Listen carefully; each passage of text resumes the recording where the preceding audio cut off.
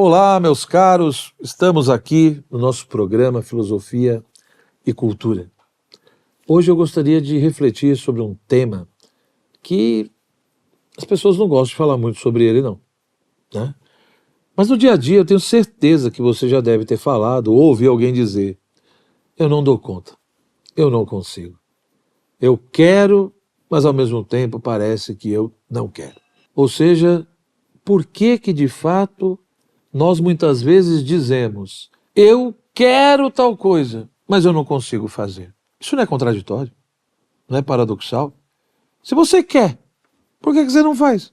Então, ora, quando nós paramos para pensar sobre isso, evidentemente que aparece uma temática que é muito presente e importante nas reflexões filosóficas, que é o problema da vontade humana. Qual é o lugar da vontade?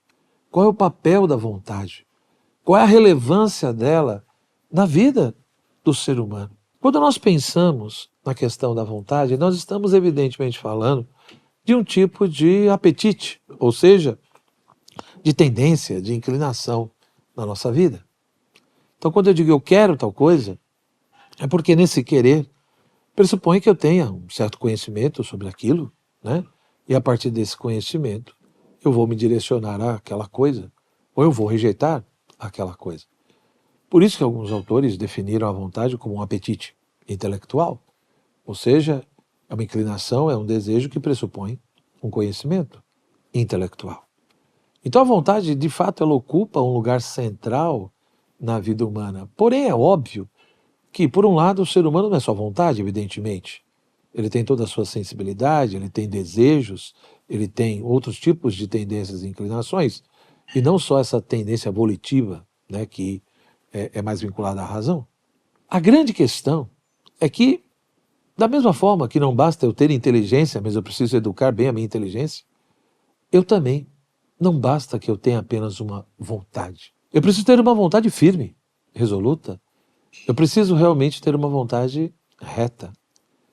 E aí talvez a gente comece a entender, a partir desse momento, não só a importância da vontade na sua vida, na minha vida, porque de fato, repito, quando uma pessoa não quer algo, tudo fica muito difícil, né? Então, por exemplo, como ensinar alguém que não quer aprender? Como ajudar alguém que não quer ajuda? E realmente muitos problemas surgem no dia a dia, porque ou nós não temos vontade, então existe o problema da ausência da vontade, ou seja, eu não quero tal coisa, eu não quero fazer tal coisa. Mas às vezes não é nem só a ausência, é uma vontade dividida, é uma vontade ferida, é uma vontade que perdeu a sua unidade. Ou seja, é possível sim você querer e não querer ao mesmo tempo, né, o mesmo ali objeto. Isso gera evidentemente conflitos interiores terríveis. Então muitas vezes nós queremos, por exemplo, né, estudar. Eu quero estudar. Eu quero adquirir conhecimento. Eu quero buscar a verdade. E muitas vezes tudo isso é sincero. Mas ao mesmo tempo que você quer o conhecimento, quer buscar a verdade, ao mesmo tempo, você não quer o que vem junto com tudo isso. Você não quer, por exemplo, reservar um tempo para isso. Você não quer ter um pouco mais de disciplina. Você não quer exercitar a paciência.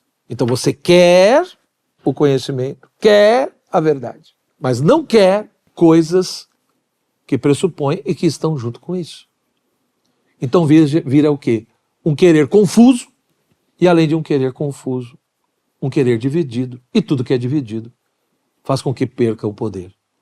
Então o poder da vontade diminui profundamente quando nós temos uma vontade confusa e dividida.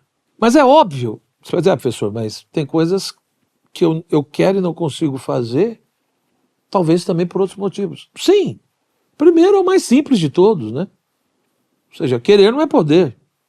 Isso é nítido, é só você parar, pensar um pouco, você vai ver a finitude da vontade, né? Ou seja a vontade humana, ou a própria questão do livre-arbítrio e a liberdade, que está ligada à vontade, Então a nossa vontade, ela é infinita no sentido de realizar atos volitivos. Eu posso querer infinitamente um monte de coisa. Mas não quer dizer que só pelo fato de eu querer, exista a possibilidade de efetivar e realizar tudo aquilo que eu quero. Por exemplo, eu posso querer voar por mim mesmo sozinho. Tá, eu quero, mas isso é possível? Não. Porque existe um limite ontológico. A própria realidade impõe um limite. Então é por isso que é sandice pensar num livre-arbítrio, numa liberdade da vontade totalmente absoluta. Porque é só você olhar para a sua realidade que alguns limites se impõem. Então, de fato, tem coisas que nós queremos e não conseguimos realizar porque nós estamos ultrapassando os limites da própria realidade. Então, se você quer algo que não seja possível do ponto de vista da estrutura da realidade, é óbvio que isso não vai se realizar. Mas tem um outro fator que é o mais sério, que é o aspecto moral que está presente em tudo isso. Ou seja, para você ter uma vontade forte, firme, resoluta, né?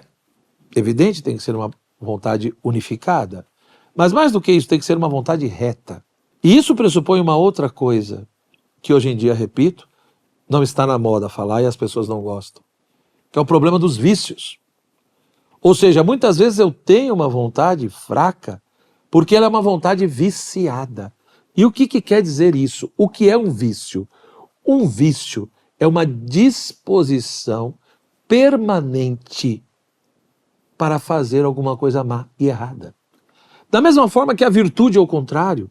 Ou seja, se a virtude é uma disposição permanente para fazer o bem, para buscar o bem, o vício é essa disposição permanente para se equivocar, para fazer o mal. Então, uma vontade carregada de vícios, dizer que ela tem uma disposição quer dizer que ela já está inclinada, ela já está preparada para fazer lambança. Essa é a grande questão.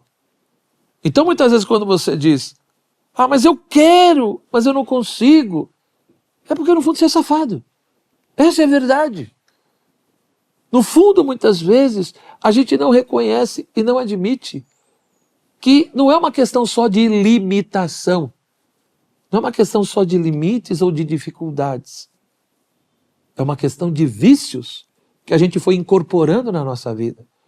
Ou seja, a gente vai repetindo um monte de atitudes erradas, de condutas erradas, e essa repetição constante vai gerando em nós essa disposição, essa inclinação, essa predisposição para sempre escolher errado, decidir errado e querer o que não convém. Portanto, veja quantos elementos entram aí. Então, uma vontade fraca é uma vontade dividida que perdeu a sua unidade. Mas uma vontade fraca também é uma vontade viciada, é uma vontade dominada pelos mais diversos tipos de vícios. O orgulho, a inveja, a preguiça e tantas outras coisas. A ira.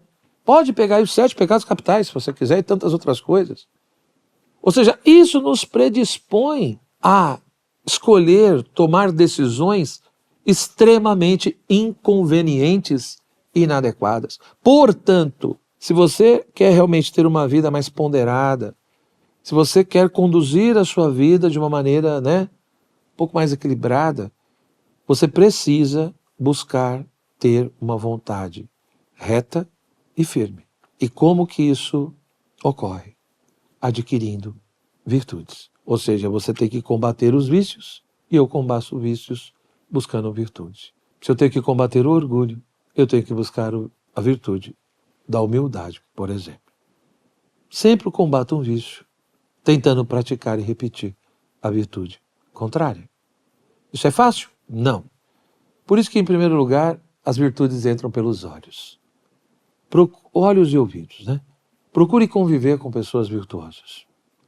Procure ler bons livros que apresentam modelos de pessoas virtuosas.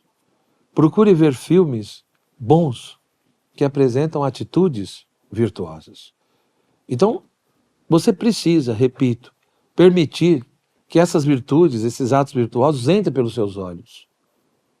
E aí, na medida em que vão entrando nos seus olhos, vai entrando no seu coração e com o tempo vai despertando dentro de você o desejo da imitação. de ser igual, de fazer algo parecido, de realmente buscar aquela virtude. E depois disso, evidentemente que você precisa tomar uma decisão, no sentido de que, olha, eu vou buscar essa virtude. De que maneira? Realizando atos concretos. Não dá para ser humilde sem realizar atos de humildade. Não dá, né, para ter a virtude da caridade sem realizar atos de caridade. Então eu vou realizar atos virtuosos com toda a dificuldade que isso implica. E no começo é muito difícil, né? E com o tempo essas virtudes vão se estabelecendo. E aí aquela disposição que eu tinha de discernir e fazer o mal, aos poucos vai se tornando uma capacidade de escolher e decidir pelo bem. Evidente que para aqueles que têm fé, tem um outro elemento que é fundamental, ou seja, a misericórdia e a graça de Deus. Com a graça de Deus, é óbvio que isso tudo fica muito mais fácil. Mas aí nós já não estamos mais numa esfera apenas de uma reflexão filosófica. Então tome cuidado para não ficar justificando sempre os seus erros, os seus vícios, né? E as nossas safadezas e corrupções. Tudo de fato tem sim uma solução, mas tem que ver se você está disposto a pagar o preço. Forte abraço, tudo de bom. Deixa aí a sua curtida, compartilhe o vídeo, né? Se inscreva no canal, deixe o seu comentário e continue. Não desista, busque, né? Vale a pena se tentar se tornar um ser humano melhor. Tchau, tchau.